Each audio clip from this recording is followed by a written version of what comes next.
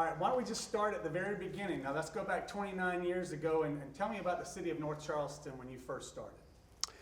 Well, I was chairman of county government at the time I ran for mayor. The city had had a resignation by the mayor that was in control, and I was running to fill an unexpired term. There was a lot of turmoil going on. Base closure had been announced, and there were a lot of issues. Council and the mayor were not getting along.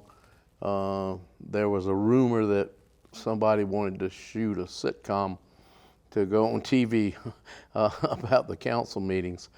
So I stepped into a pretty awkward situation. I was the outsider coming in, although 6 years earlier I had served on council for 2 years. But fortunately, a majority of the council cared enough about North Charleston to put aside any personal differences to try to work together in that first 8 months until I ran again. And let's talk about once you became mayor. So you've been mayor that first 8 months and then ongoing to the next literally 29 years.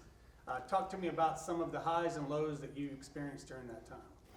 Well, of course, the low was the base closing. We knew it was coming. Fortunately, out of it came some great advances for the Low Country, in that we started looking at things in a collective manner instead of separately. We started working together, and that spread out all the way through Berkeley, Charleston, and Dorchester counties. It made us a stronger region than we were, which of course helped us bring in new businesses and new industries to replace the jobs that we had lost in the shipyard. So it was a challenging time, to say the least, but it was actually a wake-up call to us that we've got to start looking at the future. We can't rely on federal jobs. We got to go out and start recruiting new types of industry, new types of jobs coming into the community. And so in hindsight, it was a wake-up call that made us stronger today than we were when the Navy base was going at full swing. Now let's talk about industry here for a minute. Boeing, obviously that's a huge thing for North Charleston. Kind of go back and tell me about when you first heard that might be a possibility and how it came to fruition. Well, we had brought in a couple of small aeronautic group companies that were located out by the airport, and then we heard that Boeing was looking, and it was a collaborative effort between the state, the region, and Charleston County especially, and the city of North Charleston, working within the boundaries of Charleston County, trying to sell our community, sell our workforce and potential workforce for the future. It was amazing the day that we found out they had chosen us to do their expansion. The job creation has been wonderful. They're very engaged in the community as well, through programs like the new park we just did at Park Circle. They supported the playground area. So bringing in a company like that created not only the jobs that were associated with them, but the jobs for the suppliers that were associated with the aircraft industry as well. It's probably been the largest impact that we've had in the greater Charleston area, and I think it will continue to grow as the number of planes that they're manufacturing now per month is increasing. So we're seeing the workforce increasing, and it looks like it's headed that way for a good while, not just a peak and then start going down. The staff that we've worked with, they've been very cooperative with local government, and that's the type of people you want to draw into the community. Those that don't just come to take away, but those that come to add to and create a better environment for the people who live here already. Let's talk about jobs and numbers. Any kind of numbers, anything you might have looked up in the last few days and weeks of kind of what you've been a part of over the last 29 years, if you don't mind. Well, I think one of the greatest things was getting the Charleston County working to bring in areas that weren't part of the city. Annexation of the special purpose district was a major turn because it was a competitive government for the city. And now it works together while the district still exists. Probably 95% of the people that were in the district are now in the city of North Charleston. And we have an agreement with the district. Any revenues they collect, we still provide fire protection, sanitation, pickup, and that stuff for the people that still live in the district, although the number is very small. When we not only were doing that, it was the annexations that we were doing as well. So, you know, we've gone from, with the base closure, we lost about 7,000 people in, when it said how many people you have when you're getting federal revenues and what have you. We went down in population. Today, we're probably somewhere in the 120,000 population. And that's sort of confusing because at the middle of the day, on every day, with people that work and live in North Charleston and the people who visit North Charleston to work or visit to shop, we have somewhere probably around 250,000 people a day in the city. We have to serve those folks while they're here. So during hours of the day, we're providing service for 250,000.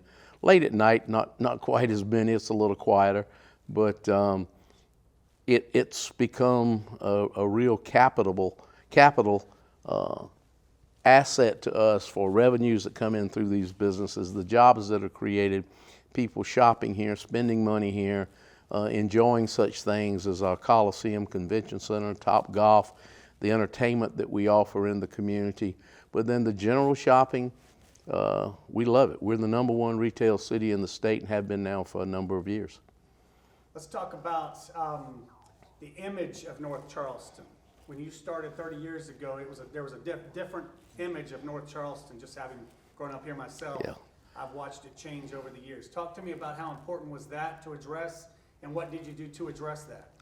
Well, you know, people were saying that North Charleston's image was not real good. And the problem that I found was that people who lived in North Charleston didn't think that North Charleston's image was very good. So you've got to change that inner feeling of who we are and what we are as a community. And that was one of the tasks that I undertook very quickly.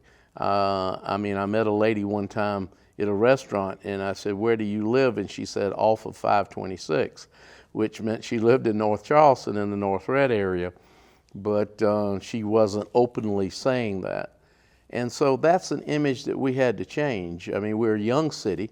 When I became mayor, we were just 20 years old, and we're now 51 years old, and we have come a long way in that time period, establishing ourselves as one of the largest cities within the state of South Carolina. We're the 3rd largest, #1 retail city in the state. But I think it's the belief that people have gained that we are a great place to live, work, and play. If you look at the redevelopment of the Park Circle area, not only have we been redeveloping that, we built a golf course up in the Dorchester County area of the city, built a new park up in that area.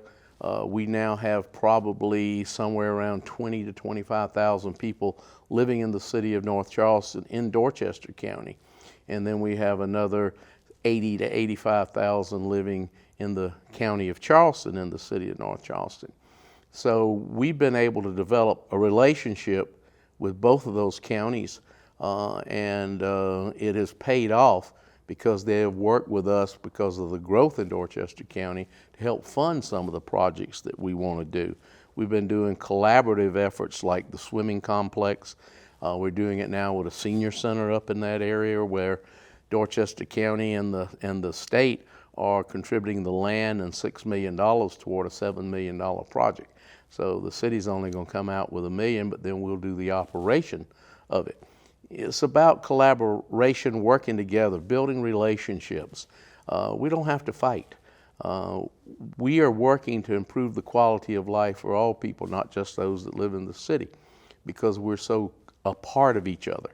The growth that we've seen now, especially in Dorchester and Berkeley counties, with a lot of the jobs that are being created, a lot of those people still live in North Charleston. And we're encouraging development of housing and what have you up in those areas. We need to look at ourselves more as a region and not look at ourselves as individual governments within that region. How can we work together to improve the quality of life of everyone in the Low Country? Let's talk about some of your some of the worst times you've had to deal with. Some of the things you might have encountered as mayor. When you look back at things that didn't kind of turn out the way you were hoped they would have, or challenges you might have had to address, what would you say some of those top challenges were? Well, I think probably one of the major ones at first was when the development of the Navy base did not work as quickly as we thought it should, and the company that was there left, and then we had to start dealing with the state on which properties were coming to the city, which properties were coming to the state, Port Authority coming in, the rail yard coming in. But it was, at the end of the day, it was us working together to do the best we could for the state, the best we could for the county, and the best we could for the city at the same time. But very challenging time, a long way to go. But we've gotten there now, looking at the release of the property at the immediate north end of the base for development. That's been one of the things that I would like to have seen move faster, but you know, if you go to most closures of bases, that's not abnormal, that it takes a long time to get it going. So we're seeing the growth in that area now becoming very good and unbelievable. I guess George Floyd's situation that we had with what occurred here, following that, dealing with it up front, admitting we messed up, moving forward, not waiting on a lawsuit, go ahead and selling it so we can move on. And Walter Scott, yeah. You can repeat it. I knew what you were talking about. I wouldn't obviously understand.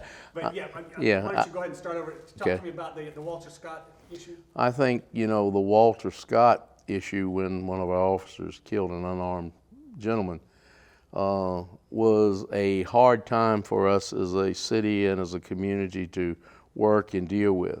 I think we dealt with it appropriately. We admitted we messed up, and we went ahead and worked with the family to settle any issues that we had financially. You don't ever settle the feeling that leaves to that family. You don't settle it to the police department, because they feel a part of it as well. But that was a very rough time that I think we worked through as best we could. That's the challenges that you have. Anytime you're involved in life, whether it be at home, whether it be in work, or whether it be in community, you're gonna have ups and downs. The best thing you can do is take the downs and move them up as quick as you can, and take the ups and build upon them. And I think that's what's been sort of the focus of my administration for the last almost 30 years. I've been very fortunate that over those 30 years I've had a very supportive council, and the council has changed over those 30 years. But at the end of the day, I honestly believe that all of our council members have had the city as a whole at heart, and it's not just your district, it's the entire city we're trying to enhance and improve, and when one improves, it improves all. So I'm very, very blessed over the almost 30 years to have a good council to work with. Do you have any regrets? Regrets would be I didn't get some of the things I would like to have done completed. We've got some projects that's going to be completed after I'm gone. The new senior center is under construction in the south end of the city. We've got the new gym and community center that's under the way that we've been working. We were working with Public Rails, and now Public Rails yard there has been taken over by the Port Authority, and so the Port Authority has come forward. We're beginning construction on that project in the south end of the city. We've got a new senior center at the north end of the city. When you stop and think, roughly 5 years ago, we didn't have any senior centers in the city. And our goal was to have 4, and we're in that position now, that they're either started construction or beginning construction. And so I think that's been a great thing because, you know, we were young and our population got older, and we've seen neighborhoods change, Park Circle being one that I would dare say that maybe 15% of the people who live in Park Circle lived there 10 years ago. And so we have to provide the changes. I think one of the greatest achievements will be now to look at Park Circle itself and what we've done to create usage within that circle. It was basically a World War II structured building there. The ball fields weren't getting utilized as much as we would have liked. So we have now got one of the nicest playgrounds that is a playground that is used by everyone, no matter what your physical condition or what have you. It's designed to be inclusive of all people. A baseball field that you can not only play on normally, but if you have a handicap, if you're in a wheelchair, you can play on that field as well. And then an arts building. And it's utilized for events. People can rent it to use it for events, but it's where our arts department is housed now, so that we can be out in the community offering art programs. And that's something that we've come a long way with. The arts have needed more attention along with recreation. And so I'm very proud of what's happened in the circle. We're leaving it, I think, better than we found it. Mayor-elect Burgess, he moved up in the city while you were mayor, and then he, of course, ran for mayor. You endorsed him, and he won about as overwhelmingly as I can remember any recent elections in the Low Country. What kind of role do you think you might have played in that, and what have you told him about the job he's getting ready to take over? Well, I have a lot of respect for Mayor Burgess. I've known Reggie since he was a school resource officer when my kids were in high school. I've watched him grow. I've watched the love that he has for the community. He's going to have challenges. He's dealing with 50% new council, new mayor. So it's going to be trying for everybody to get their footing, to know where they are. So I think Reggie has the patience to do that. I'm no longer the mayor when he gets sworn in. So he's the mayor. He makes the decisions. If he ever has any questions about how we got to where we are, I'm more than willing to answer those for him. But I can't tell him which direction to go in. That's something that he and his council have to work on and decide. Hopefully it will be in the best interest of the people that live in the city of North Charleston. I know where his heart is. I know he's a good person, and I just hope he is extremely successful in continuing to lead North Charleston in a progressive, positive way. Have you given him any advice, just general advice, as far as what he needs to do as mayor? Or? No, I think a lot of that he's going to have to pick up himself. And, each person that comes in sometimes has some different directions that they want to go in. And a lot of it is trial and error. I mean, I've never regretted trying things, even if some of them didn't work, because until you try, you don't know. I think he is a comprehensive gentleman. He understands very well what the role of the city is, what the role of the government is in the city. He's had that experience working under 2 different administrations at least since he's been in the police department. But he's also been a part of the growth that we've had. And he was the head of the largest department in the city, so he's used to having supervision of a large group of folks. I think that like everybody in any new job, he'll have bumps in the road that he has to deal with, but I think he has both the patience and the, knowledge to work beyond that and develop those relationships with the council to understand while you may represent one area, you actually represent the entire city. Talk to me about the future of North Charleston. What are you hoping to see for North Charleston's future? Well, I'm hoping to see continued growth. I'm hoping to see the development on the Navy base continuing to move forward. I would like to see the areas that we've annexed west of the Ashley. We're building a new fire station out there now. I'd like to see those areas become the communities they can to enhance the quality of life of people in the city of North Charleston, but the surrounding communities as well. I think anytime there's an annexation of a municipality, people get a little afraid of what they're going after. We still have guidelines and restrictions to go after. We have to look at how traffic flows work. We have to look at how many units need to be built per acre. And so I think that we have an opportunity to grow the city of North Charleston, but at the same time, be a good neighbor. When the history book's written years from now about North Charleston and North Charleston's history, and there's a chapter on Mayor Keith Summey, what do you hope it says about you? Just the same thing I want to see on, well, I won't see it, but like to see on my tombstone. He left it better than he found it.